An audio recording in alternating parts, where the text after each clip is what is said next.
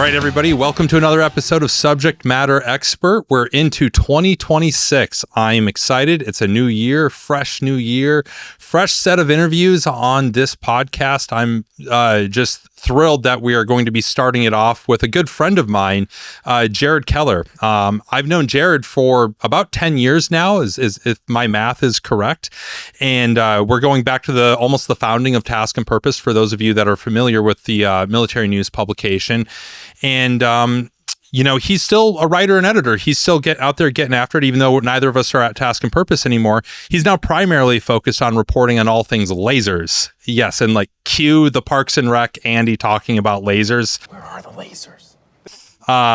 GIF right here. He's the author of Laser Wars, a newsletter that covers military laser weapons and other futuristic defense technology. He's the former managing editor of military.com and Task and Purpose, and has also worked at The Atlantic, Bloomberg, Al Jazeera, and Maxim. Jared, welcome to the podcast. Marty, so great to see you. Thanks for having me.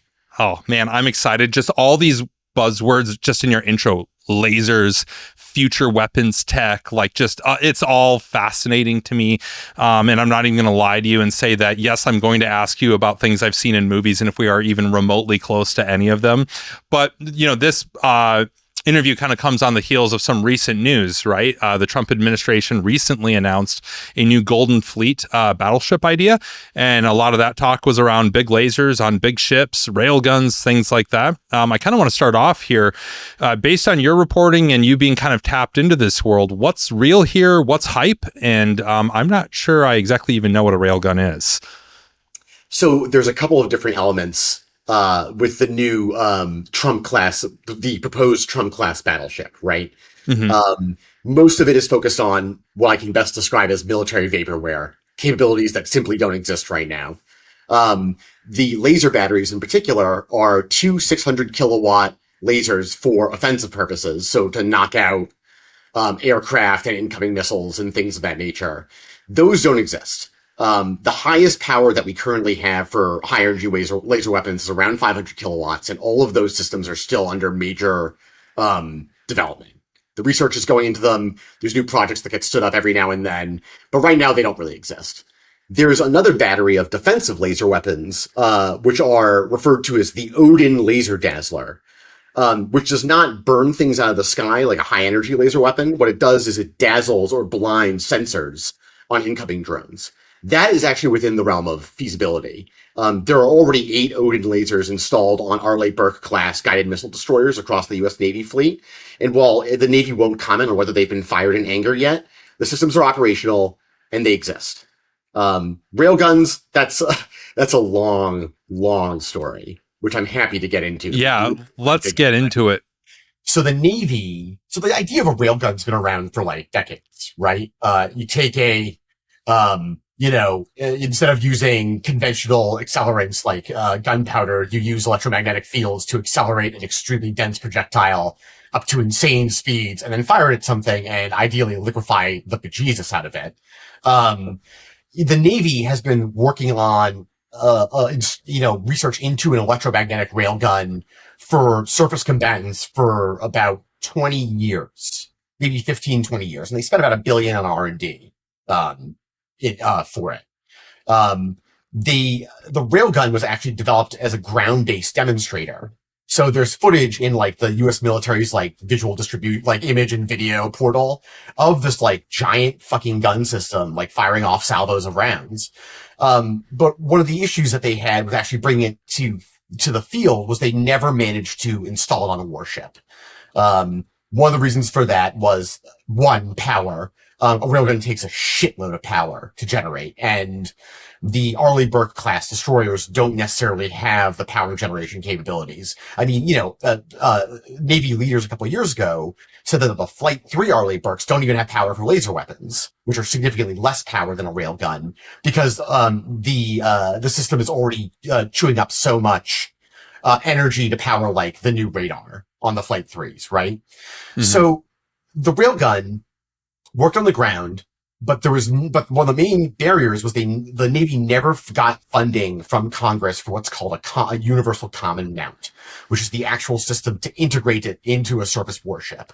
So no mount means no warship demonstration, which means no real proof of the effectiveness and therefore no funding. So it was a combination of like R&D challenges and technical challenges, but also just the political will dried up to actually spend the additional money to make this a reality.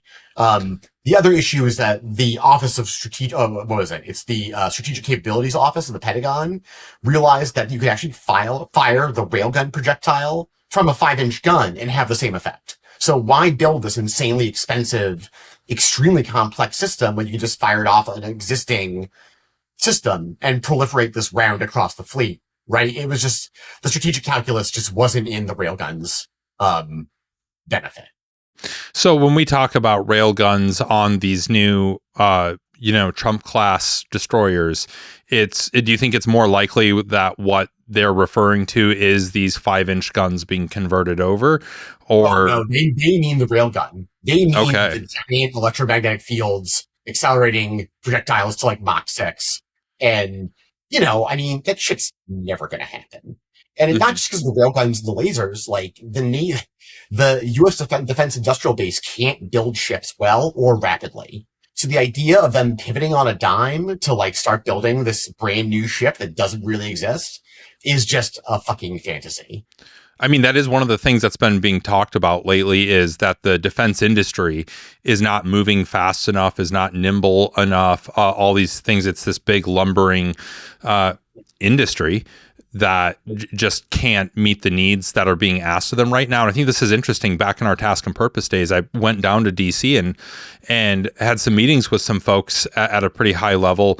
And they talked then, that was a couple of years ago, about how they need to transform the military's procurement systems to be more nimble, agile, not take 10 years to field a service rifle, for example, right?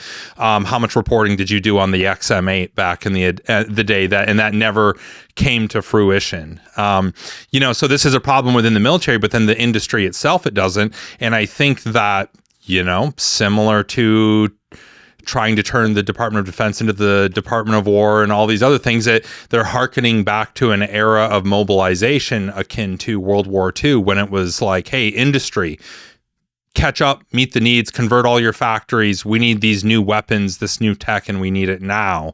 I think that's where they're trying to get to. Does that sound about right? That sounds exactly right. And, one of the issues with the defense industry is that they respond to incentives that are laid down by the U.S. government. So when, the government has a really long lead time and then locks you into a 10-year program of record, right? You don't necessarily have incentives to be nimble.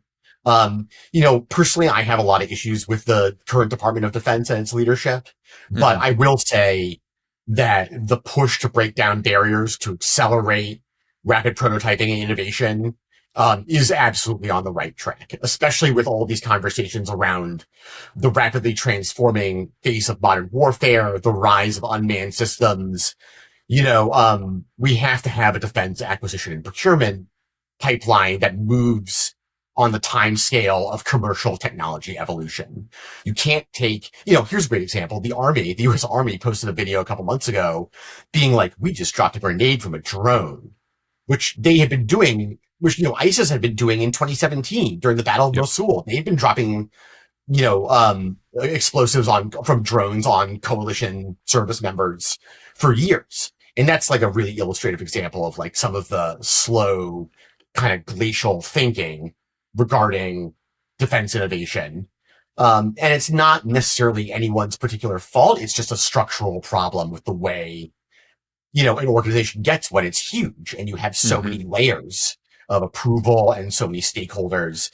I mean, it's, Marty, it's kind of like the media industry. Like, working at Task and Purpose, we were able to just say, hey, that's a really stupid, fun idea. Let's get it up on the site, as opposed to working at a place like Bloomberg, where you have to go through several layers of approval and get input from several stakeholders. And then the end product is kind of like a camel, which, as is like a horse designed by committee, right? So, you're absolutely right. This is the direction that things need to go if we're going to be prepared for a high intensity conflict in the future, which everyone in Washington is convinced will occur with China over the sovereignty of Taiwan.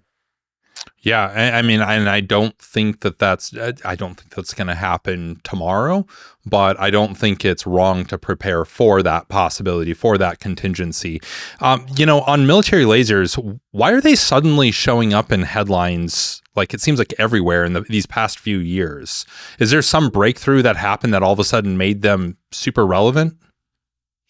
Well, I think there's a couple of elements. There's a convergence of a few things. One, the technology has advanced to the point where the idea of miniaturizing and ruggedizing a system that doesn't require an entire 747, for example, like the airborne laser weapon that the DoD was experimenting with in the early 2000s. I mean, chemical lasers, which were the initial kind of laser weapon of choice, were huge and they require a lot of energy and a lot of space. Now you have systems like the Locust, right? Which the Army has been experimenting with, from defense contractor Blue Halo, right? Well, now AeroVironment, because they all got rolled up into one company. So the technology has improved immensely, right? R&D has begun to solve for issues like beam coherence, which is where like the beam doesn't like maintain its consistency over long distances, atmospheric turbulence, like shooting through like fog or dust storms or moisture and shit like that. So that's one thing. The other thing is that the rise of drone warfare, as I'm sure has imposed an insane cost asymmetry on existing militaries. We can no longer use $1 million interceptors to take out like $300 or $500 drones. Even using like a $50,000 like Raytheon Coyote interceptor is like, even that is too expensive.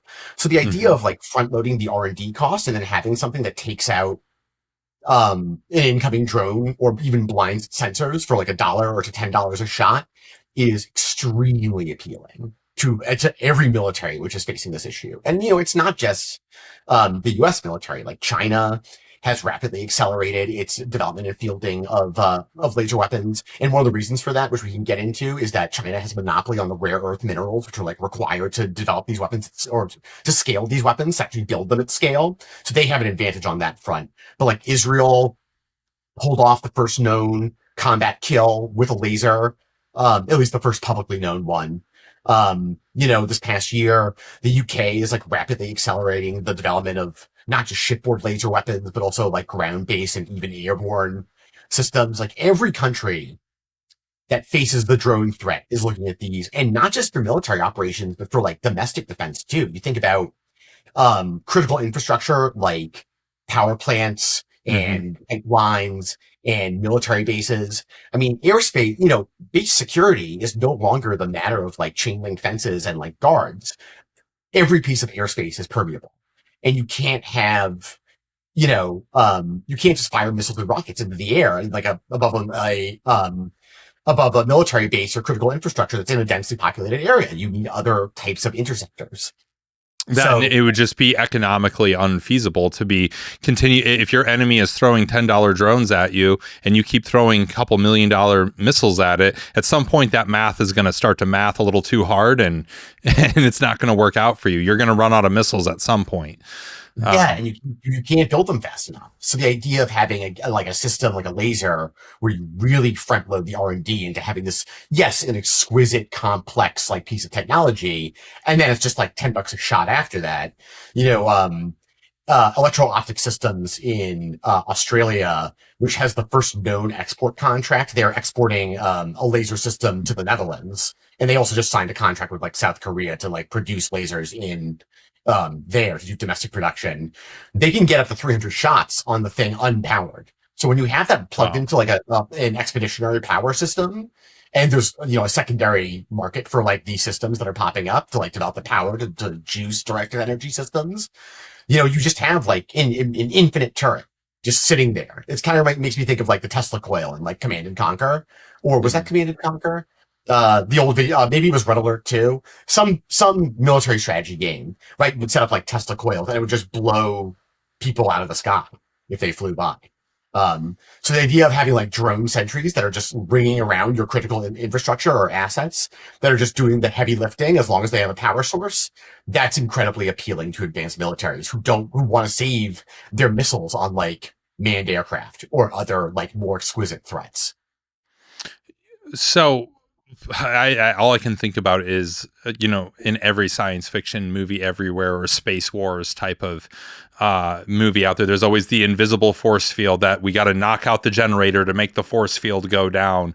Is that sort of, again, for lack of a better term here, that force field around a critical infrastructure, is that kind of what they want to get to? Is something like that? It's interesting that you bring that up because that's not, a laser is like a point defense system. And the best way I can describe it, one of the most visceral representations I've ever seen of lasers as point defense is in the opening 10 minutes of J.J. Abrams' Star Trek reboot in 2009, where the USS Kelvin encounters like a futuristic Romulan ship. I love that movie, by the way. It doesn't get enough credit. I absolutely love that movie. So good. And I got to tell you, the opening 10 minutes are so emotionally intense. I cry every time. It's so intense. And then you go straight into Beastie Boys and a high-speed chase with yes, all of that, please. So good. So, point defense, you see the Kelvin and it's being pummeled by these missiles, and they're not using phasers to shoot back at this ship.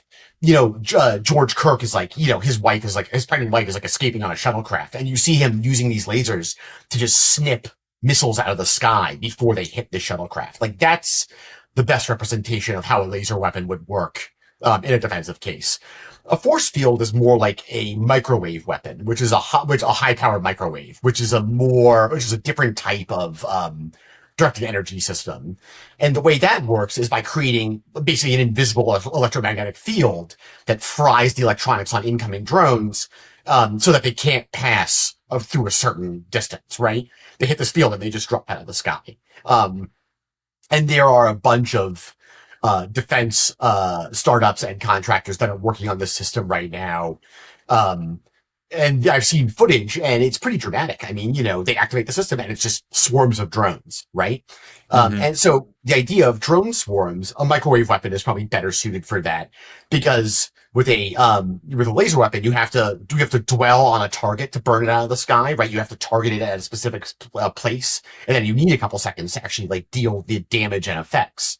And then you have to retarget it to another thing and initiate the beam again.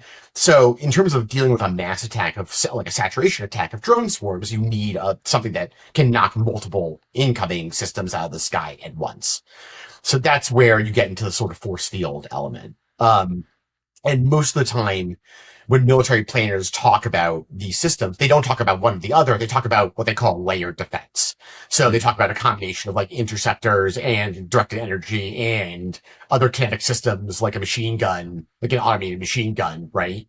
All working in conjunction to deal with these threats as they come in across different layers. So eventually, if you get to a last layer of defense and there's an imminent threat of strike, one of those things is going to take out the threat. Yeah, you're not putting all of your eggs in one basket. That makes sense. And I mean, so much of what you're talking about here, I guess I understand now how we got why this is becoming such an issue and in headlines, and something that militaries are really, it's become top of mind, right? I want to kind of go back even further in the history here a bit. For the longest time, as a kid, right, for both of us, lasers and force fields and things like that were the subject of you would see futuristic hand-drawn art on the covers of Popular Mechanics talking about this stuff. And now some of those Popular Mechanics covers from the 80s and 90s, it feels like, are kind of coming true. Was there a specific point or line of demarcation where it went from this is the stuff of science fantasy, science fiction, to, oh no, we now are seeing how this technology might actually come to fruition, even if we don't have the energy piece figured out yet, or the power supply piece, or things like that, where it went from fiction to, oh, we've got a plan? Honestly, we've been talking about heat rays and directed energy weapons going back to H.G. Wells' War of the Worlds, right? The idea of the Martian invasion, they just incinerate shit with this horrible weapon. But if there's an actual line of demarcation, I'd probably say 1973, because that was the first time that the U.S. military used a laser weapon to shoot down an airborne target. 1973. Wow. Right? Had no idea. Before we even had modern computers. Yeah, I mean, the footage, it's funny. The footage exists. I'll send it to you after this if you want to use it in the Yeah. video. But there's footage that was brought. The only footage of it that really exists was broadcast on like a Polish science fiction or not sci-fi program, but like a Polish like science and technology program in like the 1990s, early 2000s. So like you watch the video and it's really funny because there's like Polish dialogue over it, and you're like, what's going on? I have no idea what's happening. But yeah, you see this large beam director, and you see this target flying across the sky, and then it just bursts into flames and hits the ground. You know, so Theodore Maiman introduced the laser to the world in 1960, and ever since then, the military has immediately wanted to use it for air and missile defense. We think about laser weapons as like shooting people with them, but lasers have been seen as low cost air defense as long as they've been ranked. That's been the primary function of it. And that will be the primary function, considering that like you can't blind people with lasers. It's prohibited by the UN, and shooting people with a heat ray is like not necessarily illegal, but it's objectively really fucked up. And and it doesn't make a lot of rational sense to use. It's more effective to take out incoming drones and missiles and whatnot. But yeah, 1973, technology's been there. And it's funny you reference science fiction, right? Or your and my science fiction dreams. That's how I got into defense tech reporting was, I started at Task and Purpose and realized that like, I saw like a news release from the Navy about like testing the railgun. And I was like, we have a railgun? Like that's real? And I realized the military's been working on all this shit from our science fiction dreams longer than we've been alive. Powered armor, like the Iron Man suit since the 1960s. I mean, they haven't built it because it's like near impossible to do. But like the idea of a powered exoskeleton has been something that the U.S. military has been pursuing for decades. If you can think of it, they're working on it, which is really just one of the coolest things about the use of our tax dollars is that they're making our science fiction dreams come true. Yeah, and I guess I'm kind of dismissive when I say like, wow, 1973, before there was even modern computers. Well, it's like, well, that was also after we literally put a man on the moon. So, there is this weird order of how we are coming across these things. You would think that, invent computers first, then put man on moon, then do laser. Like, you would think it would go in that order, but it really hasn't gone in that order in reality. And I also think it's really interesting how you came into reporting on this stuff via, media and, movies, books, things like that. I think a lot of this stuff where they start is inspired by movies. I saw an interview. I've seen a few interviews now where former people that worked at the CIA, like in their R&D or science department, have talked about, we saw this thing in a James Bond movie or something, like, man, that actually would be pretty useful if we did it this way. And they've actually and they never say what those things are, but they put those things, they develop these things based off of an idea that some screenwriter came up with, or director came up with, or author came up with. And I wonder if it's similar for the military. I would be willing to wager that it is, where some of these things have been conjured up and somebody that grew up reading those H.G. Wells books gets into a position where they can impact that. Maybe they were inspired to go that direction. They went and got a physics degree or, and joined the military for that purpose of like, I want to see a railgun come into existence because I read about it when I was a kid. I mean, the whole idea of powered armor was inspired by Starship Troopers, by Robert Heinlein's description of mobile infantry wearing these big mechanized gorilla suits, and firing off. My favorite line is where he's like, oh yeah, we're jumping and we're going through powered jumps over the landscape, and the Y rack on my shoulders is firing off like mini nukes left and right. And, I'm really happy that all these military planners got really excited about the idea of like powered armor and not shoulder launched mini nukes like the Davy Crockett. That's a kind of a bad idea. Yeah. But yeah, I mean, I'm convinced. I mean, you think about when people talk about visions of the future, they're like, where are our flying cars? Right? So much of our just subconscious perception of what the future is supposed to look like comes from science fiction. And comes from that creative mind and that creative imagination. And then you get like, I wonder to myself, was the iPhone influenced by the idea of like the tricorder from Star Trek? things of that nature. Hard to imagine that it's not. And, things where you don't have physical buttons. Like, that was a radical idea when we were kids, not having a physical button that you push on a computer or a phone or something like that. And now we have iPhones and iPads and all these things. And I think that the Iron Man style holographic that comes with I think that there's actually versions of that are out there at this point. It's pretty wild. The heads up, I wrote a story for Laser Wars. So occasionally I'll talk about non-lasers at Laser Wars, but I wrote a story about the slow news days. I get it.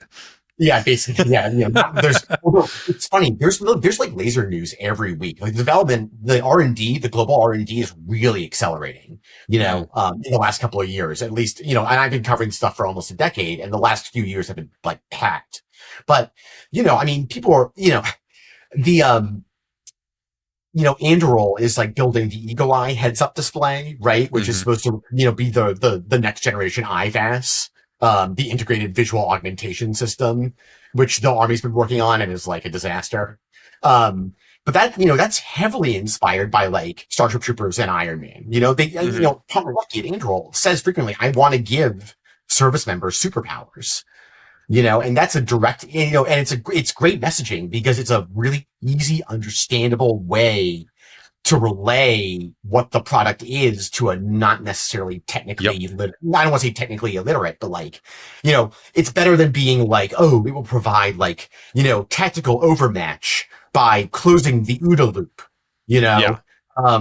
and some of the military jargon just does not make the case, but like talking about it in terms of science fiction is a really great way to articulate your concept. And as you know, from editing me at Task and Purpose, usually when new tech would come out, I would be like, oh, this is just like this from this. And that would be my silly angle on the way in. Talking about like the collaborative combat aircraft, the stealth thing, I'm like, oh, just from that shitty Jessica Biel movie, Stealth, where the thing goes insane and then they have to shoot it out of the sky. So. And this is something that I say all the time is units. I usually talk about this in the context of special operations units that go too heavy on OPSEC and closing the doors off. I've told many soft special operations public affairs folks before of like, hey, if you don't tell your story, somebody else will. And you might not necessarily like that story. But also the people that read these stories are not just people interested in the subject matter or your regular Joe Schmo. Congress reads these stories. Congress reads the New York Times. They read Washington Post. They read some of these publications, and that informs some of the decisions they make about, hey, should we fund that new railgun system that's going to be really expensive? If all they're seeing is either no reporting on it or bad reporting on it, where it doesn't relay the information well or in a way that is easily digestible by what is essentially a layman. And let's be honest, regardless of your level of education, if we're talking about lasers and you don't actively work on lasers, you're a layman. Like you need it broken down to you in a way that can be easily consumed. So yeah, I mean, putting it in those terms and comparing it to things that everybody recognizes from Star Wars, Star Trek, Starship Troopers, and all the others out there, it makes a lot of sense from just a PR perspective, which, you and I both know a little bit about that world. I work in it now, which is crazy to me. After 15 years in media, I transitioned out about 6 months ago, and that's been really fun. And learning about, I learned one way of storytelling, and now I'm learning about a new way of storytelling, and seeing how the two interact is really enjoyable.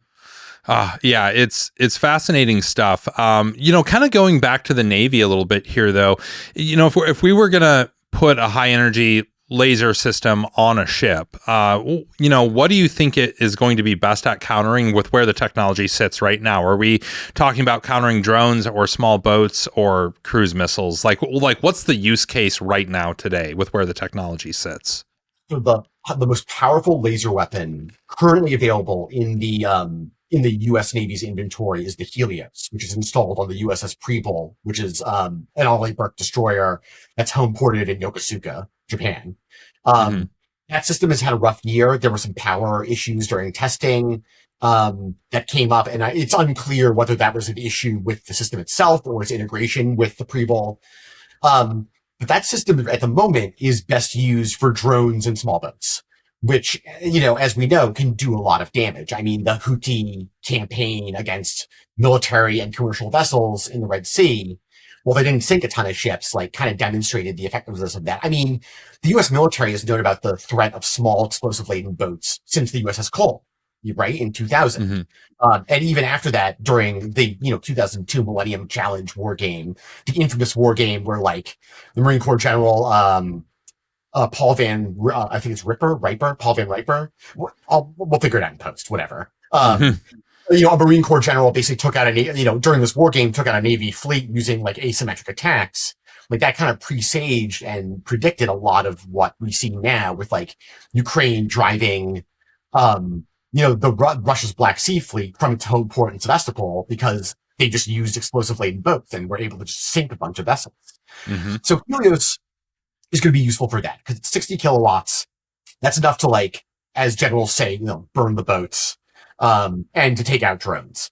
Cruise missiles are a different story, because you need prolonged dwell time, and also you need to be able to to burn through a nose cone, which is usually hardened against countermeasures. That requires more power and a higher beam coherence and intensity. And, there's a system, I believe it's called Hellcat. It's Hellcat, and it's focused on anti-ship cruise missiles, right? And their goal is to get up to like 500 kilowatts, or maybe a megawatt in order to deal with those fast moving threats. People always talk, there was a talk of, in like 2019, the Missile Defense Agency thought about slapping really intense lasers on drones and then just like letting them hover outside of like North Korea. So if there's ever a ballistic missile launch, they could just shoot those down. And like large, fast moving, weapons like ballistic missiles and hypersonic missiles, in my mind, are a little bit outside the capability of lasers to counter. Cruise missiles are more within the realm of possibility. And I will mention that the Navy and Army are working together on a new system called the Joint Laser Weapon System, specifically to counter cruise missiles. That's part of Golden Dome. It only has like 50 million in like requested funding from the DoD this year, but like they're looking at lasers as part of Golden Dome, and not space lasers, like not space-based interceptors like Star Wars or whatever. They're looking at a ground-based laser system that if, an enemy were to launch a cruise missile at a, target in the continental United States, that system would be able to take those out. So, the DoD is definitely pursuing the application for more complicated threats. But at the moment, it's really just a drone and boat killer. Gotcha. Well, so when we look at the challenges here, what's the hardest part of making shipboard lasers work? Like, what are the blockers right now? So power is huge, and that's mainly an issue of ship configuration, right? I think I mentioned this earlier, like the RLA Burke, like Flight 2A, because it doesn't have the special advanced radar, has more power to spare to power laser weapons. But the Flight 3 is, as Admiral Boxall put it, like in 2019, he said it's out of Schlitz, which is like my favorite fucking phrase in the history of mankind, talking about laser weapons. They don't have the Schlitz to like power it, because it's all going towards the new radar. In an ideal world, the Trump class battleship actually would have the power to power these things ideally, but it's also like a fucking fantasy, so that'll never happen. The Gerald Ford class aircraft carrier could plausibly deal with directed energy weapons because it's a nuclear aircraft carrier, right? Like nuclear power is. That was one of the things I wanted to ask, is when we talk about power here, I think me and a lot of other people just assume, if it's nuclear powered, there's just unlimited power. I know logically that that's probably not the case, but what impact does this have on the nuclear powered ships?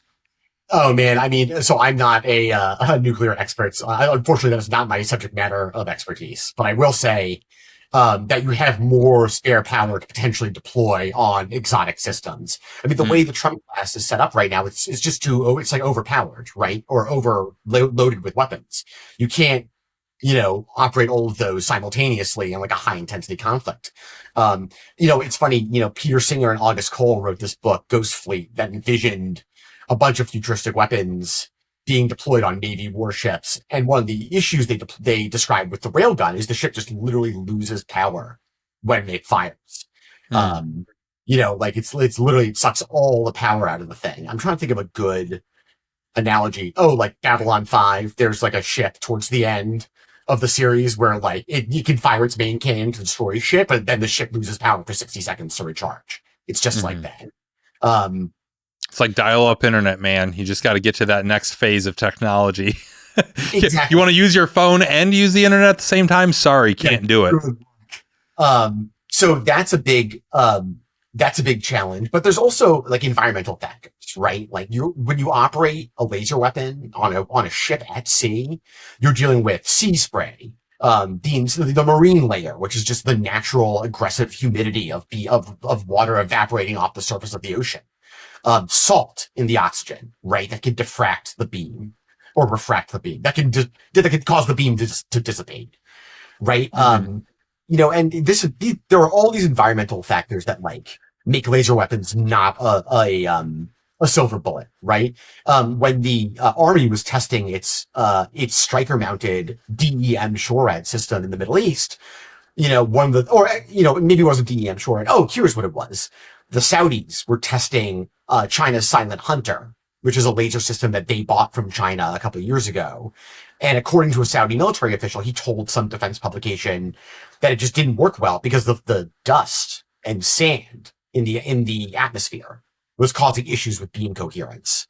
And like, this is an issue for airborne laser weapons where it's like you're flying an aircraft and you're trying to focus a beam on another fast moving missile or aircraft. Like the atmosphere gets in the way. There's turbulence.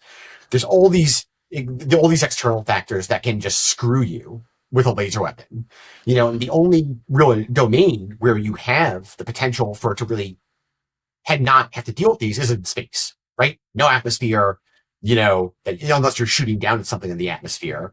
But like, if you want to put a laser on like a satellite and shoot another satellite, you're going to have a clear shot.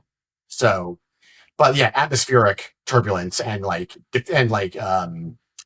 particulates and all of those barriers are like the main obstacles, and they're especially pronounced for naval shipboard systems.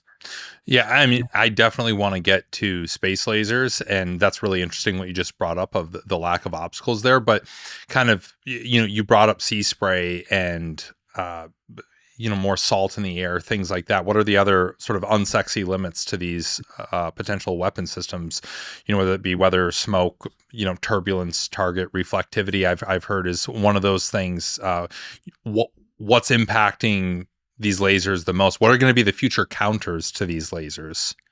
Oh yeah, I mean, loading up a drone with reflective coating is a potential countermeasure, and we've already seen instances of that. I mean, not specifically to counter laser weapons, or maybe, Russia talks about like shooting down drones with like its Silent Hunter or Percivet system in Ukraine, and like that, whatever Russia says is usually bullshit. But I mean, we've seen people starting to think about countermeasures, about hardening drone systems against microwaves and other directed energy systems. One of the other potential obstacles is going to be building them at scale. Right? And, China controls all the rare earth minerals and critical minerals that are necessary to mass produce laser weapons. So even if you create a system that isn't like this exquisite, complex, like unique, complicated design, and you get it to be like an AK-47 of lasers, right?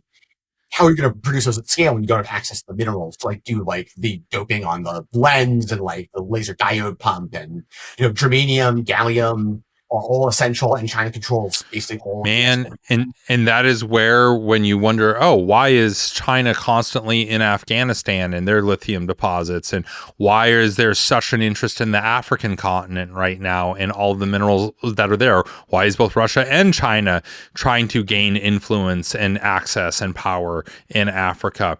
Minerals, right? Yeah. Like that's the minerals and access to power, right? Like those are the big plays here, not just with lasers, but also AI, powering AI and these other things. When people talk about next generation systems, they don't often, I think in the military defense world, they consider this factor, but like supply chain choke points are real and a real concern, whether you're building drones or any autonomous system. If you can't get the resources to build it, then like it's just a fucking PowerPoint slide, right? Um, and oh God, Marty, were you my editor when I wrote that story about China's influence in Djibouti? I specifically remember reporting around China buying up land around military bases in North Dakota and stuff. And I think that was Jeff Schogel that was writing on that. I don't know if I remember Djibouti and China. The only reason I remember this story is it's one of the headlines I'm the most proud of. It Mhm. was China is swallowing islands in the South China Sea. Now it wants to eat Djibouti like groceries. That you were rightfully proud of that headline. And it was the best part of working at Task and Purpose is being able to write absurd headlines like that. Yeah, that's amazing. um, I am glad that exists out there somewhere. I'm going to go look that article up after we get off this. I mean, as we know, archives come and go in digital media, but like I'm pretty sure that one's still alive. Yeah, for sure. Well, as we do look at the use case for lasers extending beyond terra firma and into space, what do the next big steps look like? And I think all not just superpowers, but any nation that is investing heavily in their defense right now is looking at space and how they're going to protect their assets in space, but also that being, I don't know that we're too far off from actual space battles happening. I know everybody laughed at Space Force for a while. I was one of them. The more I've thought about it, the more I feel like we might not be as far off from that as we think we are. I mean, how do you see it? And with lasers being more of a, hey, hard to counter a laser in space, maybe reflectivity is the only thing that you have up there because there is no atmosphere, there's nothing to get in the way. How does that change the calculus on investing in lasers when we're talking space? I mean, the main obstacles to space lasers is just building the related like systems to make them operate, right? So, in the DoD's fiscal year 2026 budget request, there's a small little line item to explore the development of like long-lived power sources, which are normally like radioactive isotopes, like things that like last for a long time, because you don't want to have to put something up there with a battery and then fly up to change the fucking battery. Like it's really expensive to get up there. So that's an obstacle, is like having a long-lived power source to like keep the thing operational for years at a time.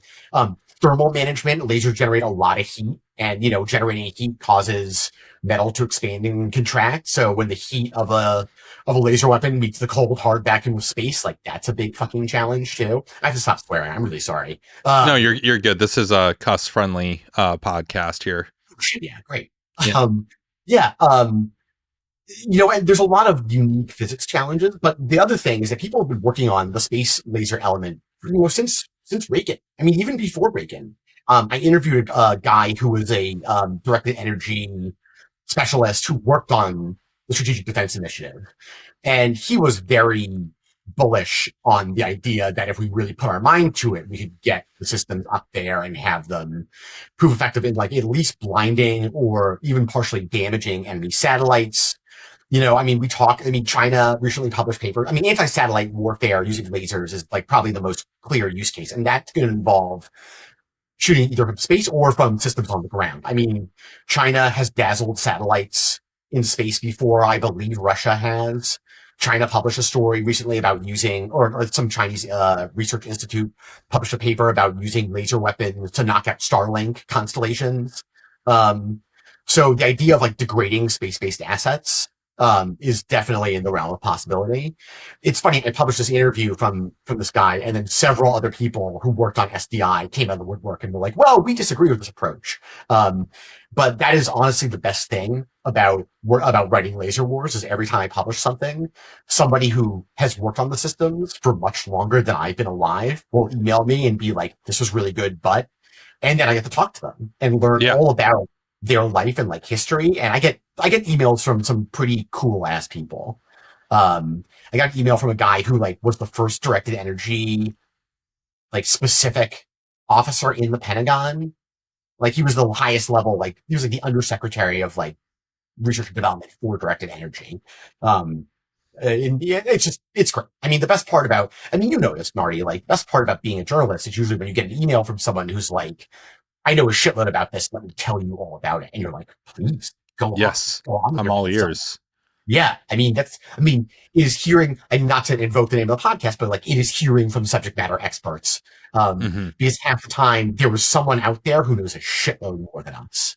And we just want to be the vessel or vehicle for their knowledge to bring it to the world. I mean, if there was I don't know that there is a better description for what I want this podcast to be. It's like, I'm not calling myself the subject matter expert here. It's, I want to talk to them. I want to talk to people like you that spend a lot more time than I do looking into lasers and directed energy weapons, because I think it's really interesting. Yeah. So that's the whole point of subject matter expert, people like you. But, there's some other things I want to go into here, and I wonder if power plays a role in it. There's this concept of an infinite magazine with lasers. How real is that when you're considering that there might be power constraints or fuel constraints? And, I guess, would that impact the way that we look at the problem of cheap drones versus, really expensive forms of interceptors? Yeah. I mean, the costs are different, right? Like, the lasers are like a shitload of R&D up front. So it's a sunk cost, right? Missiles are a sunk cost too because they explode. But yeah, power matters. Like, the ideally you have an infinite magazine in the sense that you don't have to reload after like, how many rounds are in like a pistol? Or a pistol. It depends on the pistol, 9 to 15. And yeah. It's opposed to like having to reload like your M240 or like your shotgun or whatever when you're blasting drones out of the sky. Ideally, the laser just keeps on shooting. But like that's, even EOS, electro-optic systems in Australia, they said when our thing isn't plugged in, it has like 300 shots. So if you have a continuous power source, ideally it's an infinite magazine. You have to have a continuous power source then. How do you bring that into an expeditionary environment and a distributed fight, right? There are a variety of like efforts to do that. There are some defense startups that are doing like power systems explicitly with directed energy in mind, because they understand that the power is going to be like a major complement to that. But yeah, there's no such thing as infinite energy, and therefore there's no such thing as an infinite magazine. Right. At the end of the day, like eventually your power source runs out. And if you imagine like a hellscape in a situation like where China attacks Taiwan with like wave after wave of like low cost weaponized drones, eventually either all the power sources get hit and your systems stop working, or eventually you run out of batteries. Maybe it's longer than 24, 48 hours or 72 hours or whatever, but like you can't just have a laser system just shooting nonstop. Also, the thing will just fucking overheat because it's just generating so much energy. Yeah, that I am just curious what problems are like. I'm curious how these are going to be overcome, because I do think that these are things that technically could be overcome someday, but we're a few different evolutions of technology away from them.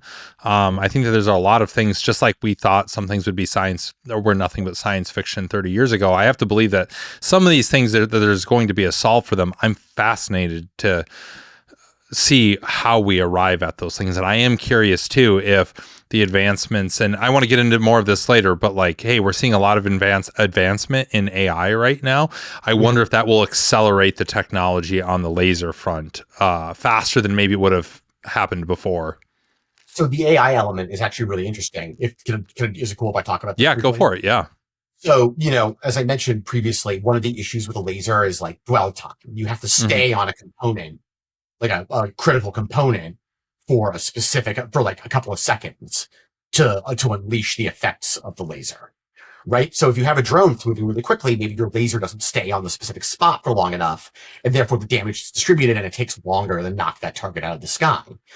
A lot of defense contractors and the US military are working to incorporate AI into directed energy systems for targeting and for for target acquisition and just maintaining beam on target. The idea is that an AI based system can identify a critical component, lock onto it using like precision robotics, and then keep the beam on target better than any human operator of a system could. Yeah. I mean, the human systems all these laser systems going back 15 years use Xbox controllers because they're like intuitive and everyone like grows up using them, and they're relatively easy to use and it gives you better control, like a standard joystick or like a touch screen. But all these systems are moving at machine speed. And ideally you need AI to also move at machine speed. So a lot of defense contractors are like pursuing AI integration into these systems because you can shoot a laser at something, but if it's not having the desired effect over or on a specific component, like Odin, the laser dazzler on the Trump class battleship, that needs to blind a camera. So you need to keep it on a camera for like several seconds. So if you can't do that, then your system is not as effective as it could be. Yeah, that makes total sense. And you can just imagine the fatigue that would happen if you had a human operator who had to concentrate and physically handle a joystick and keep it on this moving object that's moving at, in many cases, supersonic speeds. Right. Like that's a tall order. And then you try to, okay, maybe you get somebody that's really good trained. I mean, you figure we've got guys that can fly these 5th generation fighter jets, and there's some really talented people out there. There's not a lot of them though, and how many of them think about there's mandatory crew rest for pilots for a reason, even in the military. That intense level of attention and time on task. You're talking about the level of a surgeon, a 5th generation fighter pilot, things like that. You don't just pump these people out and you don't just find them on the street willy nilly. Right. And so the idea, I think, is the best way to make every service member into someone who can operate with that speed and precision is either to give them an AI assist. And, when a lot of defense companies or defense startups talk about autonomy, they're not talking about replacing service members. They're talking about giving them the capability to operate faster, better, to close the OODA loop. Am I pronouncing that right? The OODA loop? Whatever. Yeah.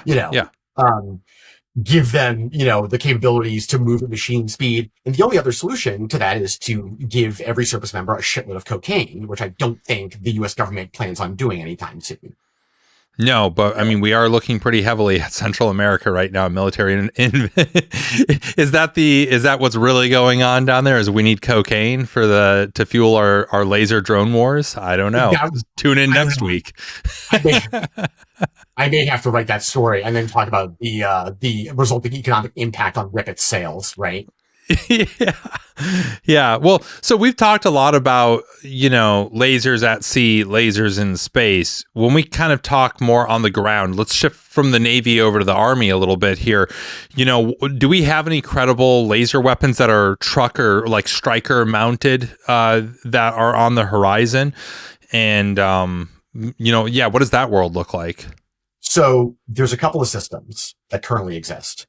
There's a palletized system, which means just in a fucking shipping container. Those systems, which are called the palletized high energy laser, were actively deployed to the Middle East. Or actually to an unspecified location overseas, but like it's the Middle East. And the Army confirmed that to us when I was at military.com.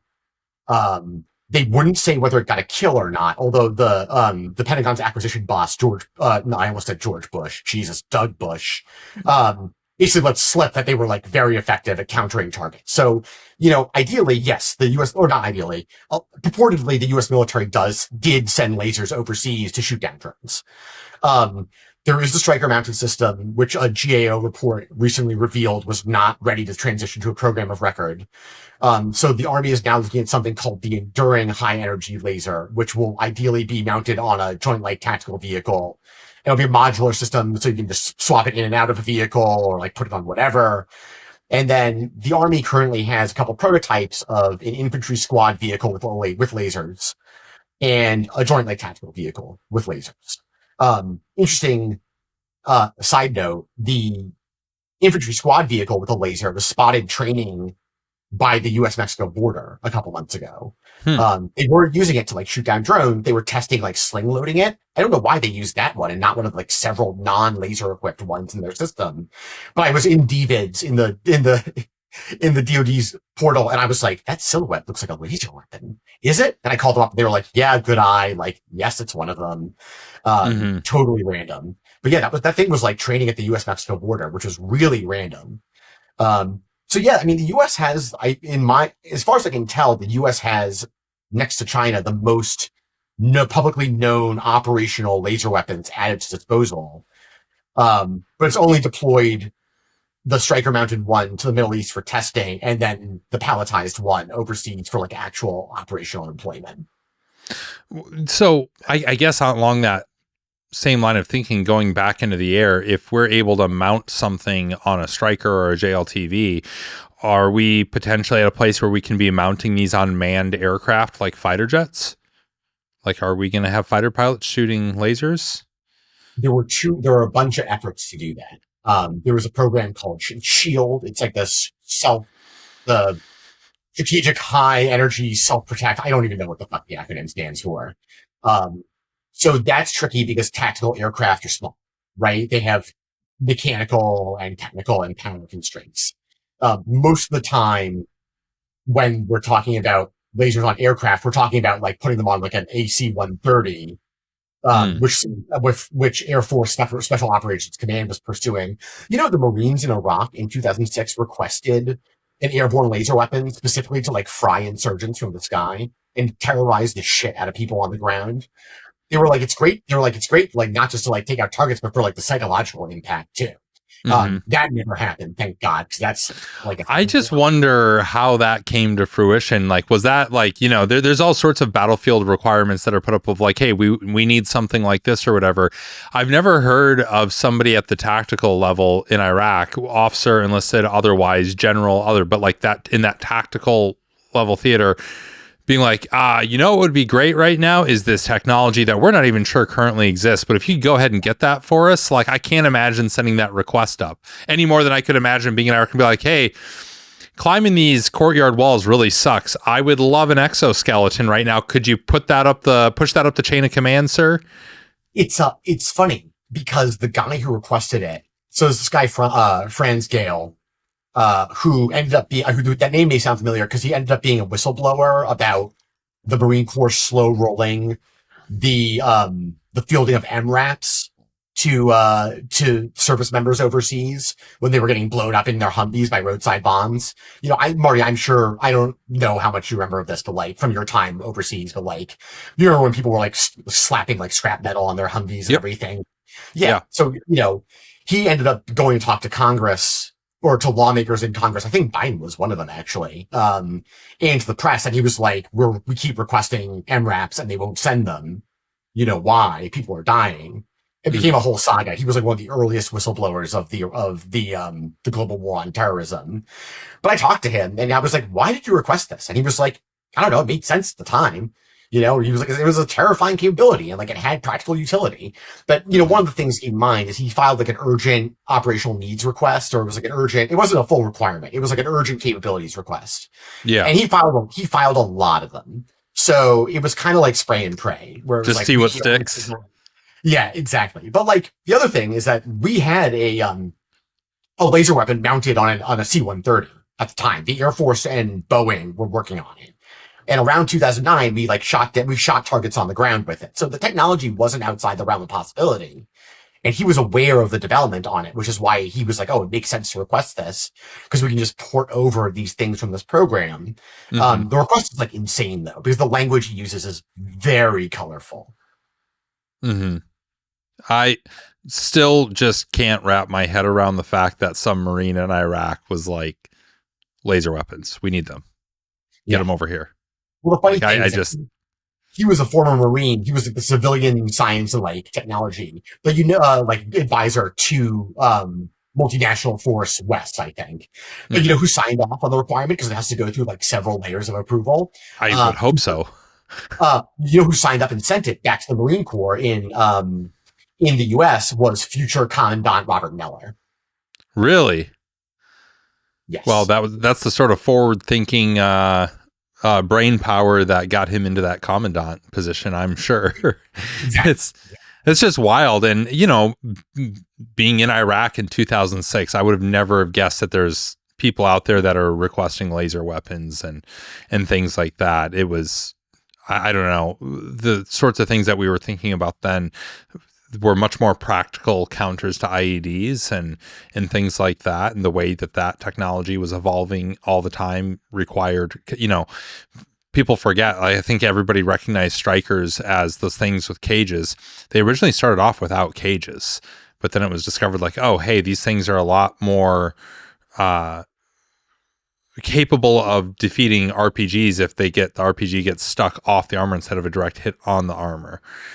Things like that. It was much more capable. It's just that leap to lasers is absolutely wild. A guy at a laser company who told me that when the military was encountering IEDs, his company dreamed up something called the laser induced plasma channel, which is literally you use a laser to shoot a bolt of lightning down the channel created in the atmosphere by the laser.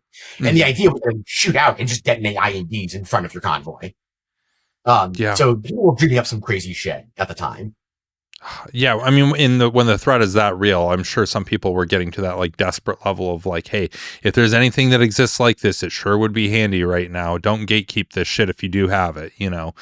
Exactly. Yeah, that's so when we're talking about these sorts of programs, I'm kind of curious, is there one laser platform that is maybe being overpromised right now? And I guess you've kind of mentioned a few. And then conversely, is there a platform that is maybe not hyped up enough because of what it's capable of? Man, that is a really good question. I mean, one of the issues of directed energy is it's all kind of hype. Right? Like, and people will often email me and be like, why are you hyping this? And I'm like, I'm not hyping it. I'm just like obsessed because I'm 10 years old. I mean, I'm 38, but inside of me is a 10-year-old who runs get it. Right. Yeah. No, I mean, I think, in terms of hype, one of the issues is like understanding the limitations and the fact that lasers aren't a silver bullet. The thing that really bothers me is when I see like a mainstream publication be like,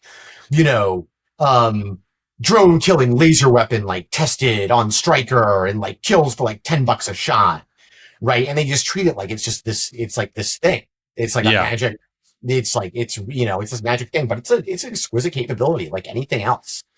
With a variety of moving parts. I mean, and putting them on fast-moving platforms like sea and air is like a real challenge. I mean, the land-based stuff is probably the most viable platform right now. But like people talk about like shooting cruise missiles out of the sky, like not all laser weapons are created equal, and they don't work equally against every single system. Like a Dazzler is great for drones. You don't necessarily want to use a high-energy system on a drone. A high energy system is not going to have the same impact on a cruise missile as it is going to have on a boat or a drone. So it's just understanding all of the overlapping contexts around their operational employment and around their development. And that I think is critically important. Right. Well, I mean, yeah, you bring up like dazzling and stuff, and I should have asked about this earlier, but when it comes to non-lethal lasers, counters for ISR, enemy ISR platforms or things like that, is that a totally separate sort of field of study here? Or is this all are non-lethal and lethal, potentially lethal lasers all kind of in the same family? I mean, when you talk about laser weapons, it encompasses both. Typically, when I write about laser weapons that yield destructive, effects, I tend to refer to those as high energy or high power. But Dazzlers have been around. The Royal Navy allegedly deployed a Dazzler, they deployed one. They did deploy one. They confirmed that one was deployed on a warship during the Falklands War in '82. That technology has been around. It's the same principle as using spotlights to blind, bombers during World War II. Or infrared lasers that you'd use to like sparkle a target and or sparkle, dazzle. I'm sure it's all similar, right? Yeah, exactly. Or the green beam from like the AC-130, right? Or there was an incident in like the Strait of Hormuz like a couple of years ago where a bunch of Iranian fast boats were like harassing a bunch of Navy ships. And the Navy sailors use laser dazzlers to tell them to fuck off, and because laser dazzlers are generally designed. So UN prohibits permanent blinding effects from lasers. Like if you can permanently blind someone, it's outlawed. But dazzlers like are intended to yield reversible effects. So you can blind someone with a laser as long as they get their eyesight back, right? Or you can straight up destroy or blind a sensor. Yeah, that's one of those like ethical things that it's sometimes I get really lost on the ethics of some of this stuff, because it's like, okay, you can't use a laser that potentially blinds somebody, but any manner of physical fragmentation from bullets to grenades to missiles will just tear your fucking face off. But that is okay. Like I get a little bit lost on where the logic is there. I'm not saying I want people to have the capability of lasers that like permanently blind people. I'm not saying I want that. That's kind of terrifying to me, that we just, that's like the new Gulf War syndrome, is in this future war of like bunch of dudes come back just fucking blind from lasers, you know? Exactly. Like I don't want that, but it is curious where the lines in the sand that they draw. You know what's really interesting about that you bring up as the ethical considerations is I see this debate play out whenever there's a news report of the Pentagon using the Hellfire R9X, the flying Ginsu, right? It's the one with the non-explosive warhead that just pops out of blades. Yep. And for people who don't, who may not be familiar with like military calculus, are often like, that is like horrifying. Like you're hitting someone with a meteor full of swords. Like it's so fucked up. But then you hear other people be like, well, it's better than having an explosion that like causes a shitload of collateral damage, right? So, that it just makes me think of like those ethical considerations. It's just like, how much violence do you want to unleash across a specific area, and who do you want to be subject to that violence? Every new technology comes with its own set of ethical and moral questions. I mean, there's been a debate for decades about the effectiveness and utility and moral and ethics of deploying nuclear weapons against Hiroshima and Nagasaki, compared to like a full invasion of the Japanese home islands, right? How do you do that calculus in terms of how do we kill all these people to save all these lives? And the thing that always comes to mind for me is that line from Starship Troopers where Johnny Rico is like, there's no trade-off. Human beings are not sacks of potatoes, right? You can't stack one against the other. And people will debate that as well. And it's going to come with autonomy as well. How much should human being be bracketed out of the kill chain? How much control is okay to give up when there's no responsibility? It's like with self-driving cars. Like if a self-driving car hits someone, like who's accountable, right? Yep. Yeah. So that's a huge challenge. That is one of the scariest things to me, is this idea that somebody like China, who does not have as many moral qualms with a lot of different things as we do, that they would remove humans from the kill chain. Look at how many different times in history we were saved from basically nuclear Armageddon because there was a human involved that had to make a very human decision to push the button or not to push the button.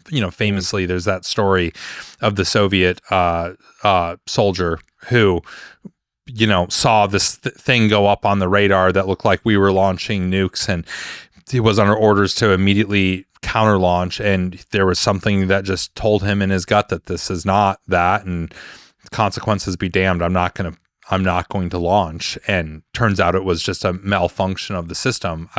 I don't remember all the details of that, but it was a human that made a call that really, saved the world. Yeah. And so when you remove humans from that calculus, as much as humans are usually the point of failure on a lot of different things, they're also the point of, again, some of these things shouldn't be just a strict calculus. It shouldn't be an algorithm that decides whether humans live or die, Absolutely. I'm right there with you. Yeah, it's wild stuff to think about. So kind of looking into the future here, I mean, a lot of this is about future, but what's the kind of 5-year forecast that you can give us as far as lasers go? Maybe a capability that is on the precipice of becoming routine right now, or, a few, maybe there's some things that are just going to remain a pie in the sky stuck in a PowerPoint somewhere. There's a running joke in the directed energy community that lasers are always like a couple of years away and have been for like decades, right? I think that's still the case, right? the the technology is maturing, the need and the urgency around that need has become more pronounced. And we're starting to see lasers applied in a way that we haven't seen before. I mean, Israel had that combat shoot down against Hezbollah drones. The U.S. allegedly, or at least based on my reporting, has probably shot down some drones in the Middle East using lasers. So in terms of being routine, like there's the issue of scale, and then that brings up the critical minerals, rare earth elements problem, right? How do you produce these at scale? I wouldn't be surprised if we start seeing more Chinese systems with laser weapons. They unveiled the LY-1 naval laser weapon back in September during I believe it was like some major, like the 70th anniversary of the founding of the People's Republic of China, or I forget what year it was, what anniversary it was. But they unveiled a new naval laser, and now we're like seeing it installed on like a bunch of amphibious landing craft. So, I wouldn't be surprised to see China expediting these systems. I will note that the new chief of naval operations for the United States, Admiral Daryl, I think it's Caudell, is a huge laser advocate. He said in his confirmation hearing that he would try and fast track naval directed energy weapons. He was quoted a couple of years ago saying that the lack of naval lasers for countering drones in the Red Sea was embarrassing. And I wouldn't be, given in the context of the Trump battleship, right? I wouldn't be surprised if those lasers made it into the artist renderings, because the CNL was like, hell yeah, get that shit on there. Slap lasers, who gives a shit? 6 lasers, a dozen lasers, who gives a fuck? Yeah. So I think the political will to get them into the battlefield is now more pronounced than it's been in years. So, I think we'll see an acceleration of the development of these capabilities. And also Germany, France, Japan, South Korea, Saudi Arabia, India, all these countries are pursuing laser weapons. I think there's about 18 countries now that officially have military laser weapons. They're not all deployed, they just have them. And some of them are Chinese exports. Oh, that's the other thing, is there's going to start being an export market, which is really interesting to think about. China has been sending its Silent Hunter laser weapon to Belarus, a bunch of other countries. I was going to say, all of a sudden you see just getting Stinger missiles into Afghanistan or things like that. It's oh, America, you want to invade Venezuela? Well, what if Venezuela has a laser weapon you guys don't have? That's a real possibility, right? Yeah, and in some cases, these are held up as symbols of national technological prestige, right? It's we're advanced because we have a laser weapon. Belarus is unable to produce a laser weapon domestically, whereas the European countries are investing sovereign laser development, specifically capabilities for their own countries. But EOS in Australia is exporting to the Netherlands and South Korea. You're going to start seeing a laser export market, which we've never seen before. So the proliferation of these systems is going to start picking up, even if they're not actively used in combat that often. Yeah, that makes sense. And it almost sounds like there's a laser arms race that's already on. Absolutely. Right alongside the AI arms race and the drone arms race, there's a couple of different emerging technologies that all just seem, warfare is going to look a lot different in 20 years, one way or the other. Yeah. One way or the other. There's a funny clip from The Simpsons where Lisa and Bart go to military academy. Well, they send Bart because he's poorly behaved, and then Lisa's oh, I want to get on this too. And at their graduation, I believe it's an Air Force general, and he's the future of warfare will not be fought by men, it'll be fought in space or on top of a very tall mountain. But at least but then he goes on to say, well, the future of warfare will be fought by robots, and it will be your job to maintain those robots. And that's actually, I think, pretty accurate. I don't think we're far off. the next war will be in a completely unmanned, maybe not unmanned entirely, but it'll be a robot. It'll be robots shooting down other robots and blowing them up on them. Because the drone wars, the Star Wars drone wars is with these humanoid robots. I mean, every time I see a clip on social media coming out of MIT with what they're doing with robots, it's just like, holy shit, this thing is further along than I thought it was. I saw a photo on DBids like a couple of years ago of the U.S. military was testing a robot dog that had an AI-enabled assault rifle strapped to its back. Mm-hmm. So that's particularly psychologically terrifying. In terms of humanoid robots, you don't need to.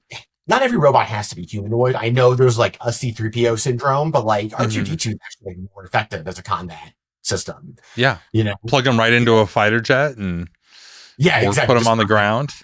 Pop that shit R2-D2 is technically a tracked vehicle, right? Oh my god, R2-D2, a technical. Would love that. And then that's a future task and purpose article. Is R2-D2 actually a tank, or is it a Bradley fighting vehicle? Oh my god! When I was writing about the M10 Booker, the Army got so pissed at me for asking if it was technically a light tank. They were like, "No, it's an assault gun, which is different." Yeah, it's light and it's a tank. Apparently not light enough to like get over bridges in testing, apparently, which is why they ditched it. Yeah, that's fascinating. Well, there's enough here to give people nightmares, I think. Let's end this on a lighter note. Couple questions here. We'll start off with, if you had just unlimited access to the Navy, what's the piece of laser tech that you'd want to see in action? Like just for your own curiosity or entertainment? So one of the things about laser weapons is they're invisible to the naked eye. So, you can see basically what you see when you see one in action is you see the turret rotate and then you see something burst into flames. Like, I want to see that because that's cool as shit, but I really want to see it through an infrared lens. There was like a DoD report that came out a couple months ago that had an image of the Helios firing from the Preble during testing. And it was recorded through like a special lens, and you see the laser beam coming off the bow of the ship. And it is the coolest fucking thing I've ever seen. It's so cool. This is like the future is now. Yeah. I mean, and that's the thing, is that sort of visceral imagery is like what helps get systems over like the procurement valley of death. That's why, going back to the railgun, having it fire on land was great, but being unable to put it on a ship, like, didn't paint a picture that would garner more support for funding. So being able to do that stuff is like hugely important. So when we think about this Star Wars Death Star super laser, where you have all these little lasers that converge into one, and it is an even more powerful laser. How close to reality, or on the reality to fiction spectrum, where is that? Well, fiber lasers do that. You basically take a bunch of fiber lasers and wrap them in a bundle, and then they produce one giant laser. I mean, they don't shoot and converge, because that makes no fucking sense whatsoever. Also, you can't hear lasers in space. I mean, you can't see them either. When the Marine Corps asked for the laser for psychological warfare, one of the things about it was that it was silent and invisible. So basically you target someone with them, and then all of a sudden they burst into flames, and you don't know where it's coming from and what's going on, and it scares the shit out of you and makes you think twice about joining Al-Qaeda. That was the whole logic of it. Not just that it could like shoot people, but that it was viscerally terrifying. Wow.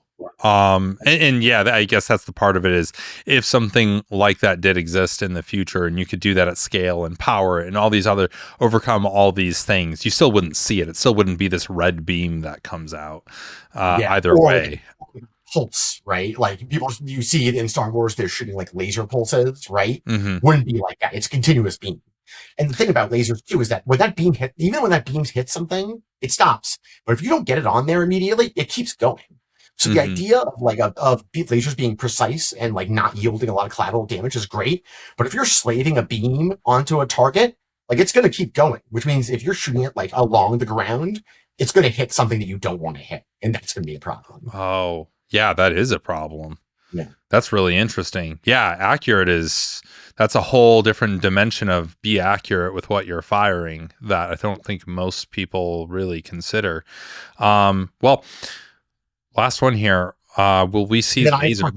I have a question for you. Yeah, sure. Will we see laser blasters or lightsabers in our lifetime? Lightsabers in the way that, like they're portrayed in Star Wars that can cut through things and all that. I don't believe you'll see a laser sword at any juncture, which sucks because I really want one. One of the most significant bummers of my lifetime.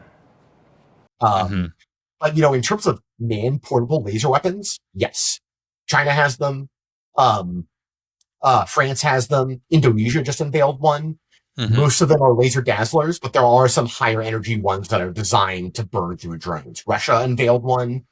So, in terms of like laser guns, that's becoming a little bit more in the realm of possibility. I mean, the US Navy has had like handheld dazzlers to like, shoot lasers at like cameras and stuff for a while, but like high energy to actually burn through things, is gradually becoming closer to the realm of possibility.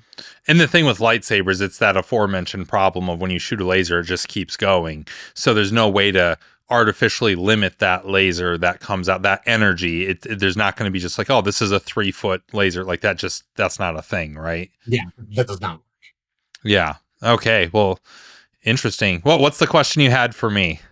So I've been doing an interview series myself, and I've only done a couple of interviews, but I end it's usually with directed energy professionals, but I'll pose it to you. What is your favorite fictional laser weapon? I mean, I think it has to be the lightsaber. Does that count as a laser weapon, or is that more of like an energy sword? Does that count as a laser, or should I go with something else? I think that counts. Yeah, lightsaber is fascinating to me. One, because it's taking the concept of this really ancient tool of warfare, a sword, right? Like that goes back to nearly the beginning of warfare, right? Like as soon as we graduated from stones and sticks, I think swords were the next thing, right? And so it's this ancient form of fighting. It is the techniques with it are already there. They've been refined over, again, millennia of how to wield something like this. And now you take something that is easily concealable, because, again, going off of the framework that Star Wars lays out, unless you have turned it on, it's just this small little, probably 10 inches, much easier to hide on your person. So it's concealable. It is something that can cut through anything, right? To include any forms of body armor. So you're removing the need for body armor in that case, in that form of warfare or self-defense or any arena that you put that in. And on top of that, it's just like, I kind of wonder, like, again, when you think about the realities and the practicalities of war and these different weapons, there's always these side effects. What would the side effects with lightsabers be? And that would probably really be predicated on how they were powered, what their energy source was in order to work. But again, what is the Gulf War syndrome of the Jedi? What is the Agent Orange of the Jedi? So it's funny to me. I thought about this a lot. The lightsaber, the biggest issue is the blade has no weight. It's light. There's no weight to that blade.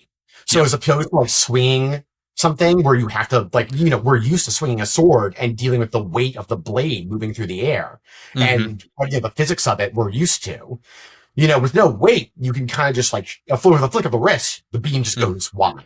Right. So I think the interesting thing to me about Star Wars is that like the Jedi focus on like mindfulness and control.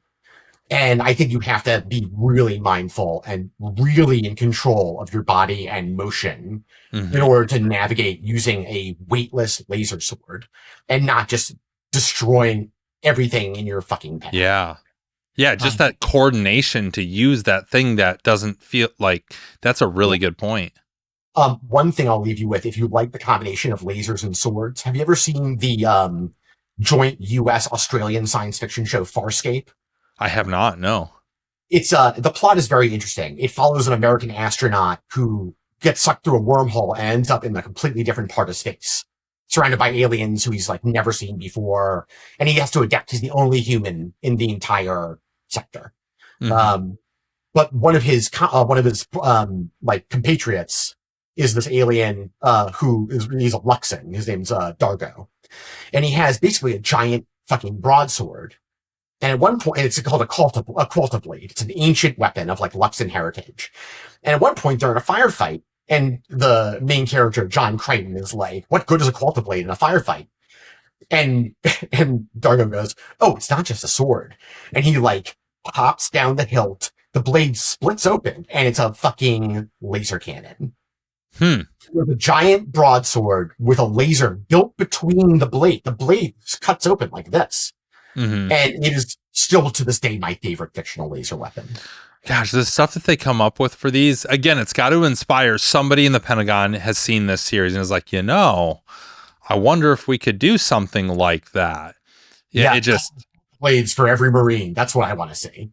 Oh, I am fascinated to see what some of these things are inevitably going to come to fruition. We are of that generation where we've seen technology that we couldn't have possibly imagined when we were kids, and now it's a part of our everyday lives. Like that bell curve is only getting more and more steep every day that we go, and I am equally terrified and fascinated with where it takes us as a human species. Yeah, hold on tight. It's going to be a wild ride. I know. I think I would argue it almost already is. Jared Keller, thanks for coming on, man. This was fascinating.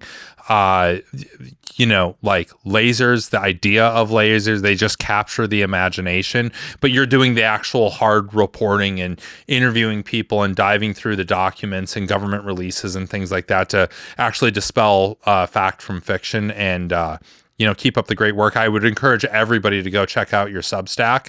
It's called Laser Wars. Go subscribe to that thing. You've also got a little bit of merch on there. I'm a little bit embarrassed that I'm wearing an orange flannel right now instead of a Laser Wars sweatshirt, but I'm going to fix that before we do a round 2 on this. Oh, totally. I mean, honestly, thank you so much for taking the time to let me rap about lasers. You're sparing my wife from having to listen to me talk about it. So really appreciate it. All right. Until the next time, Jared, thanks. All right. Take care, brother.